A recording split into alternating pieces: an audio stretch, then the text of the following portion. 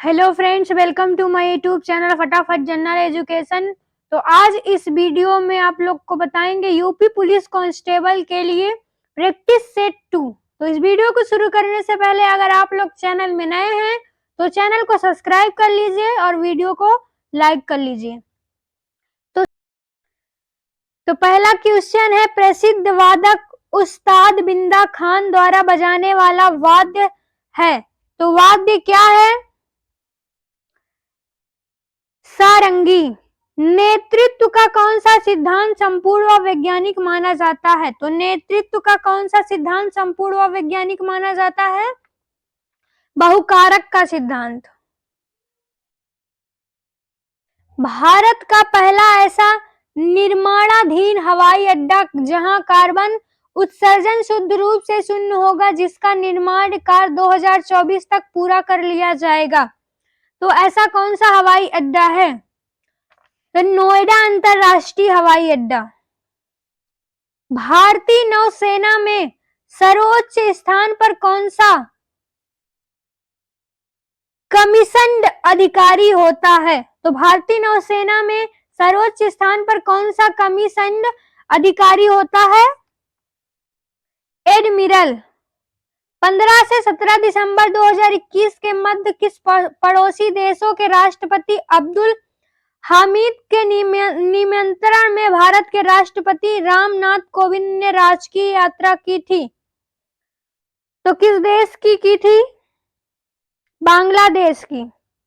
सविनय अवज्ञा आंदोलन की शुरुआत के पहले वायसराय को गांधी जी का 11 सूत्रीय चेतावनी दिया गया था। इन चेतावनी के संदर्भ में क्या सही है?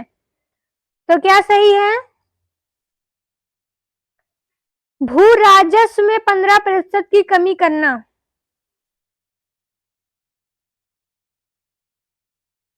और राजनैतिक कैदियों को रिहा करना। ये ऑप्शन नंबर बी सही है, दोनों, और दूसरा और तीसरा सही है। दक्षिणी गोलार्ध में सबसे छोटा दिन, तो दक्षिणी गोलार्ध में सबसे छोटा दिन कौन से दिन होता है? 21 जून को। अनुसूचित जनजाति के संरक्षण के लिए एक क्षेत्र को अनुसूचित क्षेत्र के रूप में घोषणा करने की शक्ति किसके पास होती है? तो किसके पास होती है? भारत के राष्ट्रपति के पास। 30 नवंबर 2021 के फॉर्च्यूनर इंडिया द्वारा भारत की 15 सर्वाधिक प्रभावशाली महिलाओं को सूची जारी की गई। इस सूची में प्रथम स्थान किस भारतीय महिला को प्राप्त हुई? तो किस महिला को हुई? निर्मला सीतारमण को। भारत के संविधान के किस अनुच्छेद के अधीन राज्यों के राज्यपाल को अध्यादेश जारी करने की शक्ति प्राप्त है? तो किस अनुच्छेद के तहत है? अनुच्छेद 213 में। निम्न में से कौन सी किताब सरोजिनी नायडू द्वारा लिखित नहीं है? तो निम्न में से कौन सी पुस्तक है जो सरोजिनी नायडू के द्वारा नहीं लिखी गई है? तो द गोल्डन बर्ड है जो नहीं लिखी गई है। निम्नलिखित में से कौन सी मिश्रित खेती की प्रमुख विशेषता है? तो क्या है? पशुपालन और फसल उत्पादन को एक साथ करना। निम्नलिखित में से किस राज्य में बहिनी दरबार समाचार पत्र महिलाओं द्वारा महिलाओं के लिए प्रकाशित होता है? तो किस राज्य में होता है?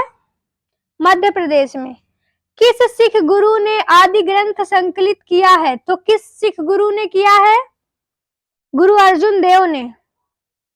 तुलु के राजवंश की स्थापना किसने की थी? तो तुलु की राजवंश की स्थापना किसने की थी? वीर नरसिंह ने। पहली बार भारत पर आक्रमण करने वाला मुस्लिम कौन था? तो पहली बार जो भारत पे आक्रमण किया था वो मुस्लिम कौन था? मोहम्मद बिन कासिम। निम्न में से कौन सा उपवेद नहीं है? तो निम्न में से कौन सा उपवेद नहीं है? योग वेद। 9 दिसंबर 2021 को केंद्रीय पर्यावरण, वन और जलवायु परिवर्तन मंत्रालय द्वारा जारी सूचना के अनुसार किस राज्य संघ शासित प्रदेश में स्थित मानव निर्मित हैदरपुर आर्द्र भूमि को भारत का 37वां रामसर साइट और अंतरराष्ट्रीय स्तर पर 2463वीं रामसर स्थल के रूप में नामित किया गया है। तो कहाँ पे किया गया है? उत्तर प्रदेश में। निम्नलिखित देशों में से किस एक के देशों में से भूमध्य रेखा गुजरती है? तो किस देश से गुजरती है? कोलंबिया, केन्या और इंडोनेशिया देश से। हेमिस गुम्पा नामक मठ कहाँ स्थित है? तो हेमिस गुम्पा नामक मठ कहाँ स्थित है? लद्दाख में। 14 दिसंबर 2021 को sports journalist federation of India द्वारा किसे स्पोर्ट्समैन ऑफ द ईयर 2021 पुरस्कार प्रदान करने की घोषणा की गई? तो किसे की गई है? नीरज चोपड़ा को। भारत में काजू का प्रथम परिचय किन लोगों ने कराया था? तो भारत में काजू का प्रथम परिचय किन लोगों ने कराया था? पुर्तगालियों ने। किस भारतीय राष्ट्रपति ने आयरिश स्वतंत्रता संग्राम में भाग लिया था और किस इसके लिए जेल भी गए? तो किस भारतीय ने लिया था? वी गिरी ने। विश्व पर्यावरण दिवस कब मनाया जाता है? तो विश्व पर्यावरण दिवस कब मनाया जाता है? 5 जून को। दिसंबर 2021 में भारत की अमूर्त संस्कृत विरासत में किसको यूनेस्को के द्वारा अंतरराष्ट्रीय सांस्कृतिक विरासत सूची में शामिल किया गया? तो किसे किया गया? कोलकाता की दुर्गा पूजा को। भारतीय संविधान सभा में कुल कितनी महिला सदस्य थी? तो भारतीय संविधान सभा में कुल कितनी महिला सदस्य थी? 15। उत्तर प्रदेश की शेर सफारी स्थित है? तो उत्तर प्रदेश में शेर सफारी कहाँ स्थित है? इटावा में। प्रसिद्ध चरकुला नृत्य संबंधित है? तो प्रसिद्ध चरकुला नृत्य किससे संबंधित है? ब्रजभूमि से। निम्नलिखित में से कौन सा भारतीय अर्थव्यवस्था का प्राथमिक क्षेत्र है? तो निम्नलिखित में से कौन सा भारतीय अर्थव्यवस्था का प्राथमिक क्षेत्र है? कृषि। 15 से 19 नवंबर 2021 के मध्य किस देश का एक उच्च स्तरीय संसदीय प्रतिनिधिमंडल भारत की आधिकारिक यात्रा पर आया? तो कौन आया? वियतनाम। आयात निर्यात एग्जिम बैंक स्थापित हुआ था? तो किस सन में हुआ था? 1982 में। प्रथम भारतीय महिला जिसने एशियाई खेल में 400 मीटर दौड़ में स्वर्ण जीता, तो कौन सी महिला थी? कमलजीत संधू। सार्क की पहली बैठक कहाँ हुई थी? तो सार्क की पहली बैठक कहाँ हुई थी? ढाका, बांग्लादेश में।